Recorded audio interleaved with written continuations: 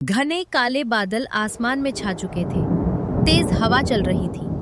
पूरा गांव बारिश की बूंदों से भीग चुका था। उस छोटे से गांव में एक गरीब किसान रहता था। उसका नाम था रामू किसान। रामू बहुत मेहनती था, लेकिन बहुत गरीब था। उसकी पत्नी गीता और उसका छोटा बेटा चिंटू उसके साथ रहते थे। उस रात बारिश इतनी तेज थी कि ऐसा लग रहा था जैसे पूरा गांव पानी में डूब जाएगा।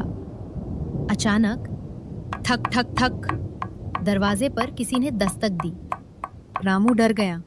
इतनी रात को, इतनी तेज बारिश में कौन हो सकता है? गीता बोली, दरवाजा मत खोलो, कहीं चोर या डाकू ना हो। लेकिन बाहर से कमजोर आवाज आई। बेटा, मैं रास्ता भटक गया हूँ, बस रात भर रुकने की जगह दे दो। रामू ने धीरे से दरवाजा खोला। बाहर एक बूढ़ा आदमी खड़ा था। उसके कपड़े पूरी तरह भीग चुके थे, हाथ कांप रहे थे, आंखों में दर्द था। चिंटू बोला, पिताजी, इन्हें अंदर आने दो ना। रामू गरीब था। घर में खाने के लिए मुश्किल से 2 रोटियां थीं, लेकिन उसने बूढ़े आदमी को अंदर बुला लिया। गीता ने चूल्हे पर बची हुई आखिरी दाल गरम की। उन्होंने अपनी रोटियां भी उस बूढ़े मेहमान को खिला दी। बूढ़े आदमी की आंखों में आंसू आ गए। वो बोला, आज के समय में भी ऐसे अच्छे लोग हैं। रात बढ़ती गई। बारिश और तेज हो गई। अचानक बिजली चमकी और उसी रोशनी में चिंटू ने देखा बूढ़े आदमी के पैरों में चोट लगी हुई थी, खून बह रहा था। चिंटू तुरंत कपड़ा लेकर आया और उसकी मदद करने लगा। बूढ़ा आदमी उसे प्यार से देखता रहा।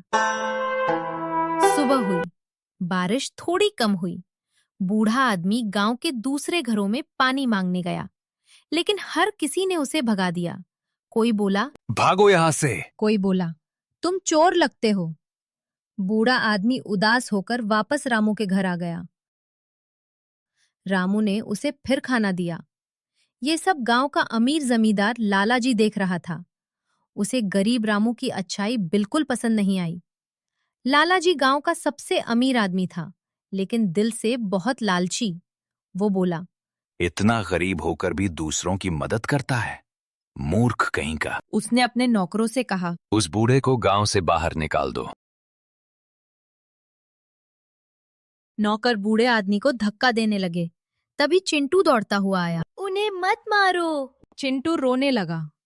बूढ़े आदमी ने चिंटू के सिर पर हाथ रखा और मुस्कुराया, लेकिन उसकी मुस्कान बहुत रहस्यमयी थी। लालाजी उस चिंटू का रोना देखकर वापस चला जाता है। उस आदमी को कोई नहीं निकलता है। उस रात फिर तेज तूफान आया। पूरा गांव अंधेरे में डूब गया। अचानक गांव के पास वाली नदी का बांध टूट गया। पानी तेजी से गांव की ओर आने लगा। लोग चीखने लगे, बचाओ बचाओ! हर तरफ अफरा तफरी मच गई। तभी वही बूढ़ा आदमी गांव के बीच खड़ा हो गया। उसकी आंखें चमकने लगीं।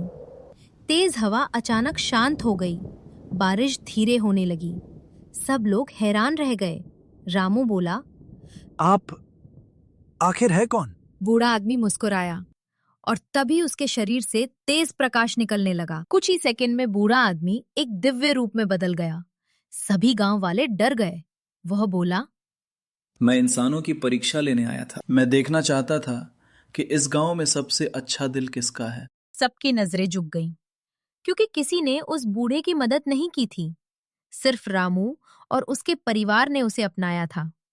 दिव्य पुरुष बोले, गरीब होकर भी जिसने दूसरों की मदद की, वही सबसे अमीर इंसान है। लालाजी डरते हुए बोला, मुझे माफ कर दीजिए। लेकिन दिव्य पुरुष बोले, जिसके पास पैसा है लेकिन दया नहीं, वो सबसे गरीब है। अचानक तेज हवा चली। लालाजी का सारा जमा हुआ अनाज बारिश में बह गया। उसकी हवेली टूट गई। वह सड़क पर आ गया। उसे अपनी गलती का एहसास हुआ। दिव्य पुरुष ने रामू से कहा, तुमने बिना स्वार्थ के मदद की, इसलिए आज से तुम्हारे घर कभी अन्न की कमी नहीं होगी। अचानक रामू का सूखा खेत हरा भरा हो गया। गांव वाले हैरान रह गए। रामू की आंखों में आंसू आ गए। उस दिन के बाद पूरे गांव के लोग बदल गए। अब कोई भी गरीब या मुसाफिर को खाली हाथ नहीं लौटाता था और लाला जी भी अब लोगों की मदद करने लगा। ऐसी और मोरल स्टोरी के लिए वीडियो को लाइक करें और चैनल को सब्सक्राइब करें।